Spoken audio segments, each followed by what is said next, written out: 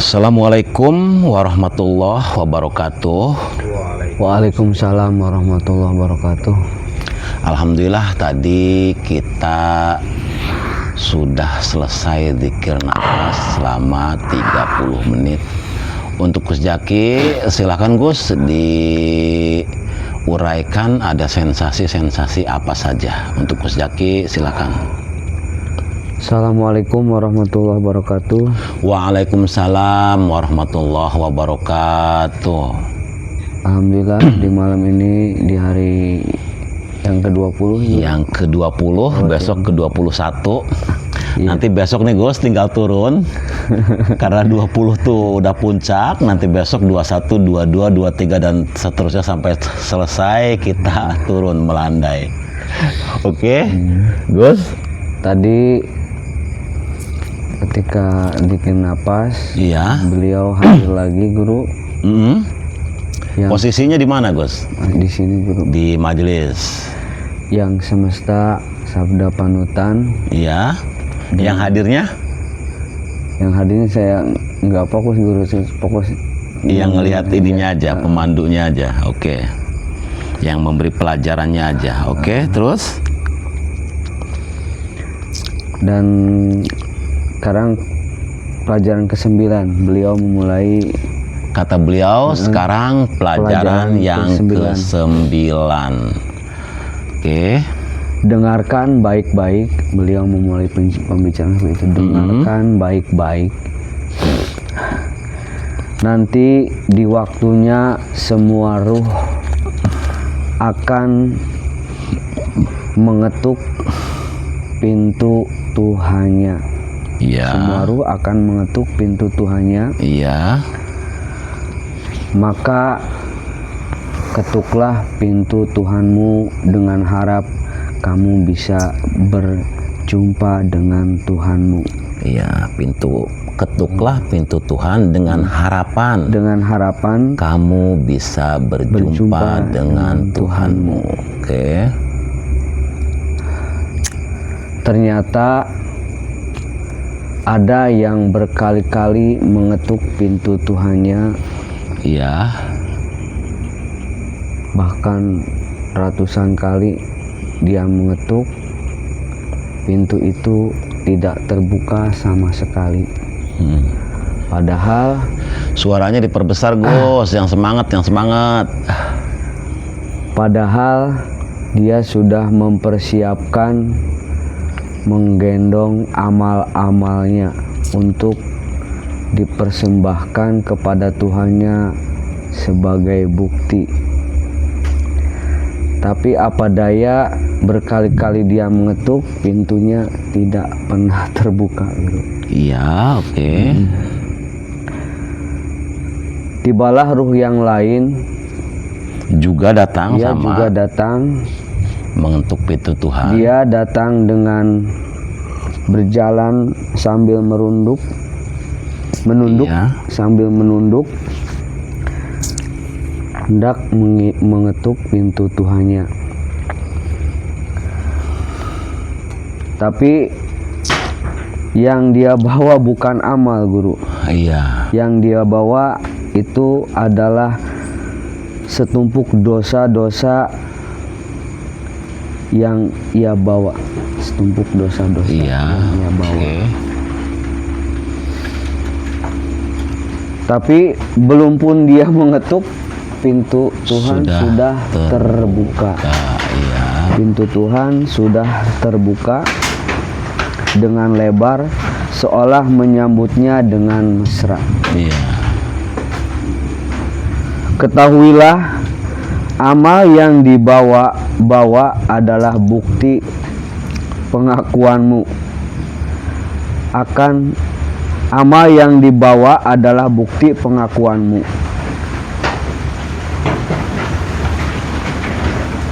Ketahuilah, amal yang dibawa adalah palsu. Iya. Ketahuilah, amal Iya. amal yang dibawa adalah kepalsuan. Palsuan. Dan dosa-dosa yang dibawa adalah bukti pengakuanmu akan ketidakberdayaanmu. Iya. Kemudian itu kalimat terakhir guru. Setelah itu kalimat yang terakhir, dari beliau. Yang semesta sabda panutan. Ya, sabda kalimat panutan. terakhirnya. Oke. Nah, di orangnya udah langsung. Lanjut aja dulu. Setelah itu saya merasa ini semut semua ini banyak guru, semut. Iya. Jadi semakin fokus gitu ya. Mm-hmm. Di situ saya melihat ada sebuah tangga yang terbuat ya tangga ya berbentuk balok yang terbuat dari cahaya. Mm-hmm. 1, 2, 3, Naik ke 4, atas. 5 sampai 99 tangga. Oke. Setelah ke 100 saya membuka pintu. Di situ saya melihat guru ruhani saya Buya Syakur bersama dengan yang nggak tahu berdua, nggak tahu informasinya beliau siapa. Saya disuruh masuk, duduk di sana. Iya. Ada beberapa pesan yang beliau sampaikan yang dari Buya itu guru.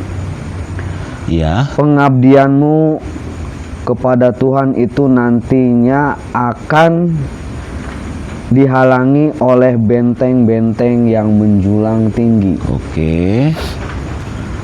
Untuk melewati benteng itu cukup dengan 1 langkah. Iya. Dan langkah itu adalah dengan keindahan hatimu. Oke. Setelah itu belum selesai, itu waktunya udah habis guru. Ya udah. Beliau Buya Syakurnya berdua. Iya berdua, nggak tahu siapa. Tapi yang satunya siapa? Tapi berbentuknya cahaya apa kelihatan? Bentuknya manusia. Manusia biasa. Sekian guru. Wassalamualaikum warahmatullahi wabarakatuh. Waalaikumsalam warahmatullahi wabarakatuh.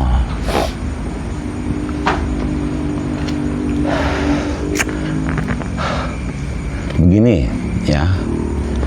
Karena semua ruh itu datang dari Allah. Makanya nanti setiap ruh ini juga akan pulang kembali kepada Allah. Di sini diisyaratkan bahwa setiap ruh ya yang pulang nanti itu akan mengetuk pintu. Mengetuk pintu ya. Ruh pertama yang datang ya, beliau oleh ruh itu mengetuk pintu, diketuk lagi pintunya, diketuk lagi pintunya, diketuk lagi pintunya. Akan tetapi pintu itu tidak terbuka. Oke. Nah, oleh ruh yang seperti apa ruh ini ya, ketika mengetuk pintu Tuhan tidak terbuka. Tidak terbuka-buka. Ya, karakter ruhnya yang seperti apa? Ya.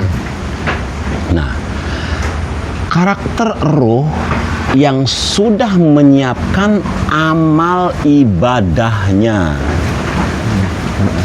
Itu kalimatnya. Iya, dia sudah menyiapkan amal dan ibadahnya. Artinya sholatnya, sholat wajibnya ya, sholat tahajudnya, kemudian seremonial yang lainnya ya, kebaikannya juga ya. Nah, ketika tadi amal ibadah yang tadi itu kita bawa, kita gendong-gendong ya. Untuk apa? Untuk nanti ketika saya bertemu dengan Tuhan saya, ya Allah, ini adalah bukti amal dan ibadah saya. Iya. Ya kan? Nah, untuk jenis ruh yang seperti itu, ternyata kata beliau ya, yang semesta sabda panutan. Justru ketika kita menggendong amal-amal kita, kebaikan-kebaikan kita, kebaikan apapun kita catat, kebaikan apapun umpamanya kita ingat-ingat lagi. Untuk apa? Untuk modal kita bertemu dengan Tuhan. Justru yang seperti itu ya, Tuhan tidak membukakan pintunya. Karena apa? Karena ruh yang jenis tadi ya, itu secara tidak langsung ya, dengan Tuhan itu mengadakan hitung-hitungan. Oh, hitung-hitungan. Iya. Ini ibadah saya, ya Allah, mana surga yang kau janjikan? Ya kan? Nah, karakter seperti ini, Gus, biasanya ya, karakter di alam dunianya ya, dia banyak melakukan kebaikan-kebaikan. Banyak ya, sholatnya rajin ya, tahajudnya rajin ya. Akan tetapi ya, orang yang karakternya seperti tadi, Gus, ya, itu masih seperti menyimpan bara api di dalamnya. Bara api ini diwujudkan dengan apa? Dengan dia sudah merasa bahwa dia yang paling banyak berbuat baik, sehingga ya Gus ya, selalu menyalahkan orang-orang lain.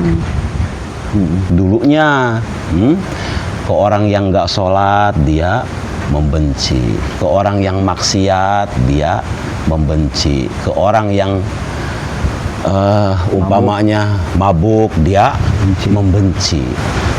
Ya, karena apa? Karena dia merasa bahwa yang paling baik itu adalah dia. Dan ketika beramal pun, ya Gus ya, yang karakter seperti pertama tadi, itu merasa datang dari dirinya sendiri, dengan uangnya sendiri, hasil jerih payahnya sendiri.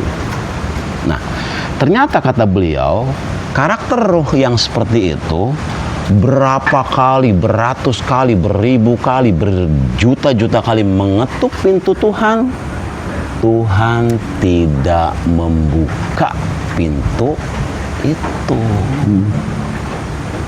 Dah, itu karakter ruh yang pertama. Nah, akan tetapi ya, ruh yang kedua ini datang.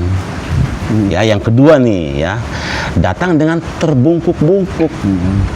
Artinya terbungkuk-bungkuk tuh malu kepada Tuhannya. Malu kepada Tuhannya, sehingga kebaikan-kebaikan yang dia lakukan itu, kebaikan-kebaikan yang dia lakukan itu tidak pernah mengklaim datang dari dirinya, akan tetapi merasa datang dan diberi oleh Tuhan. Karena dia berpikir hanya diberi, ya kan? Maka untuk perjumpaan dengan Tuhan ya, dia malu. Yang dia bawa itu hanya perasaan ya, merasa salah dan berdosa. Gitu. Ya, kita si mader apa? Ketika kita bisa nulung wong sejen, meresapa sing gerakakan hati, menerejeki sing sapa. Nah, artinya karakter yang kedua ini, Gus, ya, orang yang selalu merasa bersalah itu orang yang rendah hati. Oke? Sederhana, rendah hati, jujur, ngerasa salah baik, walaupun berlimpah kebaikan yang dia lakukan. Nah, untuk jenis ruh yang kedua ini, ya Gus ya,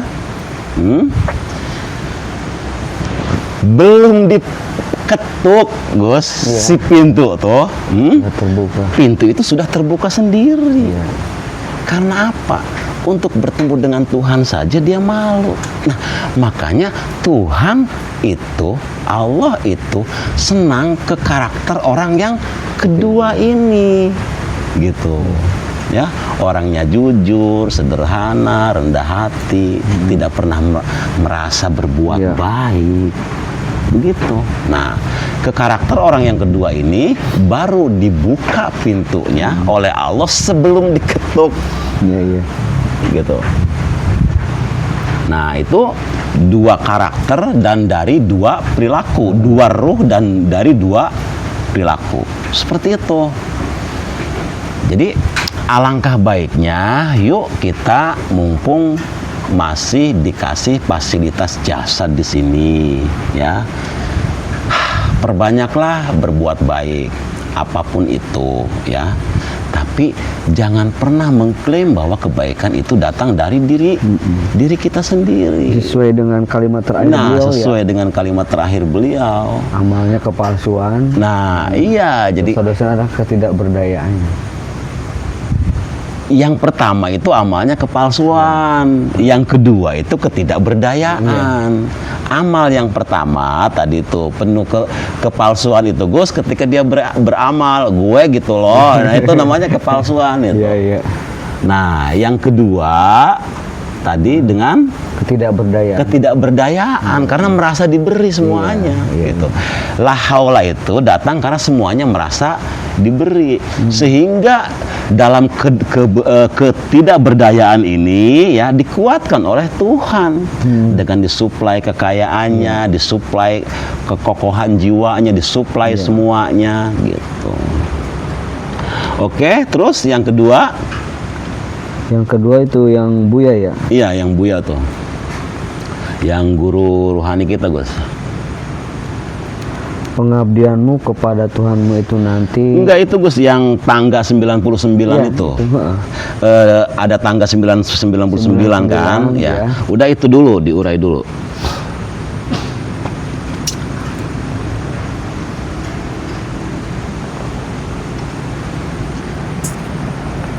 Ada tangga 99 dan yang ke-100 itu pintu yang terbuka lebar. Iya. Diurainya gini dulu, Gus. Jadi dari bawah ke atas itu ada 99 tangga terbuat dari cahaya. Oke. Nah, begini Gus. Cara ngurai yang 99 itu, Gus, supaya jelas ya. Coba kamu tuliskan ya yang jenis-jenis kebaikan. Jenis-jenis kebaikan tuh Gus begini maksudnya ya. Dari 99 ya, 99 itu kamu bikin kolom kosong. Iya. 99 itu bikin kolom kosong. Kamu tulis kebaikan-kebaikan. Artinya dilakukan. Iya, yang malah ya di kehidupan ini, di realita. Kamu catat 99 kebaikan. Umpama tangga 1 umpamanya ya, cinta kasih. Tangga 2 ketulusan. Tangga 3 kedermawanan. Tangga 4 kelembutan. Tangga 5 rendah hati. Tangga 6 kejujuran. Tangga 7 terus kamu catat sebanyak 99 kebaikan. Terus kamu setiap hari masuk ke dalam kebaikan-kebaikan itu. Ketika kalimat di sana kejujuran, ya, kejujuran. Kita masuk ke dalam. Apakah kita sudah jujur? Ada dialognya. Iya, ada dialognya. Apakah kita sudah jujur? Kita dialog dengan diri kita sendiri. Sehari-hari terus. Ternyata nah, ketika dilihat kita tidak jujur, yuk kita benahi. Benahi ya. Gitu, Gus. Satu kalimat. Ketulusan. Masuk lagi ke kalimat ketulusan. Ketulusan ketika kamu memberikan apapun kepada siapapun. Coba, ada ketulusan hati enggak? Ini lagi Gus, masuk lagi ke dalam lagi Gus. Ya, masuk lagi ke dalam lagi. Ini harus di tangga nih ya. Tangga 99 tuh ke sana. Tadi ketulusan ya, ketulusan. Kita masuk, kita dialogkan dengan diri kita. Ada enggak ketulusan dalam diri kita? Ternyata tidak ada. Ya sudah, kita benahi. Perbaiki. Iya. Terus ada lagi umpamanya tulisan yang keberapa? Cinta kasih. Kita masuk lagi ke dalam. Terus dari 99 kebaikan itu Gus ya, kita pelajari satu persatu. Kita sudah ada di wilayah itu belum? Gitu Gus. Caranya tuh. Ya karena di situ tangganya berbentuk cahaya, berarti kita menafsirkannya ke sana. Iya benar. Iya, kita kan dari cahaya Nur Muhammad. Jadi ketika apapun yang berbentuk cahaya ini pancaran dari nur. Gitu, pancaran dari cahaya ini. Nah, terus Gus, laku-laku ini terus kamu masuk satu persatu. Kamu pelajari, ini sudah masuk belum? Kamu pelajari lagi, belum masuk lagi. Ayo terus. Nah, nanti ketika kita sudah terbiasa ya, masuk ke dalam kalimat-kalimat kebaikan. Awas. Ya. Nanti ketidakbaikan, ya ini kan kebaikan, ketidakbaikan atau kejahatan apapun jenisnya, ya itu ketika masuk ke dalam diri kita paham, Iya, terdeteksi ya. Terdeteksi dengan sendirinya, Bener, gitu, terdeteksi. Jadi kita punya sensor yang lembut sekali gitu. Jadi ini kan 99 tadi kan kebaikan ya, yang tidak baik masuk itu sensornya tinggi, paham nih, gitu.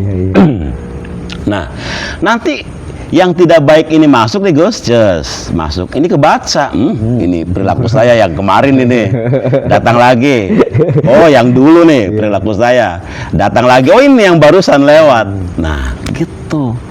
Jadi Gus, proses pendewasaan ruhani itu sebenarnya ketika apa yang kamu tidak inginkan masuk ke dalam hati kamu, akan tetapi kamu sudah paham, ini pernah mengganggu saya dulu ini. Iya. Gitu. Saya lama ketika umpamanya kemarahan datang ya, kemarahan, udah kamu marah aja katanya. Wah, paham. Ini saya sudah lama di wilayah itu, malas. Saya dulu di wilayah itu lelah. Tolong kamu jangan datang ke sini, kamu datang ke orang yang tidak tepat. Ya, Iya. bahasanya seperti itu Gus. Ya, kita bahas tangga dulu. Setelah kebaikan-kebaikan yang dari 99 ini, ayo kita satu-satu ya kalimatnya. Ya tinggal ditulis aja 99 kebaikan apa aja. Kamu masuk ke dalamnya. Terus masuk. Iya. Nanti ya yang tadi tuh yang tidak baik ketika masuk gitu Gus, wah ini bukan musuh nih gitu. Makanya kan ada kalimatnya bisikan iblis itu ya, selembut apapun ketika masuk ya ke dalam orang yang beriman ya, tidak ada pengaruhnya sama sekali. Iya. Ada kan kalimatnya kan? Ya, yang tadi tuh bisikan iblis itu tadi, kalau iblis kan api ya, membawa panas ya. Tuh, mau dibisikin apapun ketika kitanya sudah luas hatinya, lapang dengan kebaikan-kebaikan tadi yang 99 itu, ya Gus ya. Ngaruh ya. Yang nggak ada ngaruh. Gitu, ketika datang, lo datang ke orang yang salah. Gitu kan. Walaupun memang itu tetap berlanjut Gus.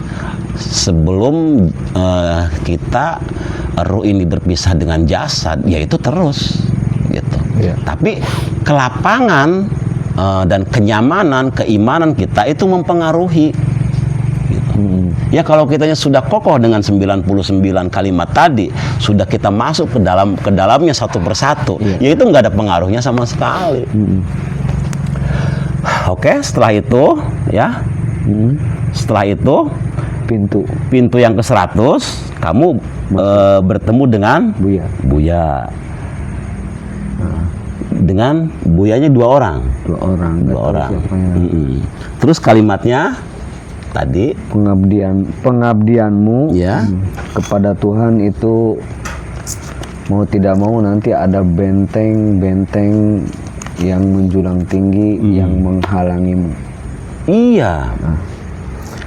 Pengabdianmu kepada Tuhan itu mau tidak mau ada benteng-benteng yang menjulang tinggi gitu. Yang menghalangi. Begini aja nanti diurainya.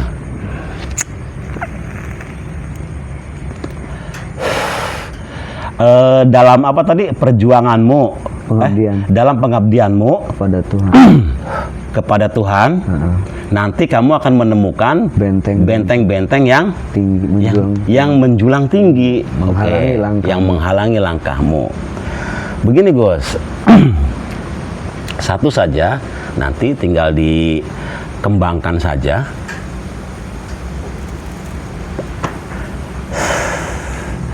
Allah menginginkan kamu dermawan, oke? Ya, Allah menginginkan kamu dermawan. Di setiap rezeki yang diberikan oleh Allah kepada kamu, itu bukan hak kamu semua, akan tetapi ada hak mereka, orang-orang yang tidak punya atau tidak mampu. Oke. Nah, ya. Kamu dikasih rezeki oleh Allah sehari 100.000, umpama. Ya. Kalau yang 30.000-nya untuk Allah melalui diberikan ke orang lain yang membutuhkan, kamu berat nggak? Biasa berat ya. Nah, ya berat kan? Ya, artinya berat ini itu namanya benteng pemisah. Ya. Aduh, duit dengan 100.000, jeng orang buat orang lainnya 30, aduh, nyaah gitu kan? Iya. Nyaah tuh apa bahasa Indonesia? So? Eman. Sayang gitu. Masa dari 100.000 ya untuk orang lainnya 30.000, sayang banget. Kalau beli rokok di Surya dapat 1 bungkus. Nah, itu tuh maksudnya benteng pemisah tuh itu, Gus. Karena ya perbuatan apapun yang memang benar-benar disukai oleh Allah ya, itu nggak masuk ke akal, nggak masuk ke pemikiran kita. Ya maksudnya nggak masuk ke pemikiran gitu. Masa 30.000-nya orang untuk orang lain, sementara saya yang ini kan, yang kerja keringat. Ya masuk akal nggak? Iya. Nah itu gitu. Jadi kalau yang tidak apa saja, perbuatan apa saja ya Gus ya, yang disenangi oleh Allah itu tidak bisa diterima oleh akal kita, menolak. Ya. Nah, ketika kamu membuang 30.000 yang untuk Allahnya sayang, ya itu yang menjadi benteng. Terputus antara hubungan kamu dengan Tuhan. Dah, satu sisi kedua juga bisa Allah ya menginginkan kamu bersabar, tapi kenyataannya kamu nggak mau. Masa nyewot bloli, iya kan? Masa marah nggak boleh, marah ke anak nggak boleh, marah ke ini nggak boleh. Saya kan sakit, ya terserah itu mah. Nah itu namanya benteng juga sama. Itu tuh maksudnya dalam pengabdian kamu ada benteng-benteng tuh gitu Gus. Karena setiap apapun yang disenangi oleh Allah, pasti pikiran kamu akan menolak dan kamu pasti akan lari. Dikiranya rugi, padahal sangat menguntungkan. Iya. Penyabar, menguntungkan nggak ketika kamu menjadi orang sabar? Menguntungkan nggak bagi diri kamu? Ya, menguntungkan ketika kamu bersabar, banyak penyakit-penyakit yang hilang. Ketika kamu bisa dermawan, menguntungkan nggak? Menguntungkan, kamu banyak dikenang banyak orang. Ya, tapi untuk menempuh itu kan, nah itu. Bentengnya itu ya. Oke. Kalimat terakhir Buyanya, Gus. Kalimat terakhir beliau, untuk menghalangi benteng itu cukup 1 langkah. Itu dengan keindahan hati. Oke.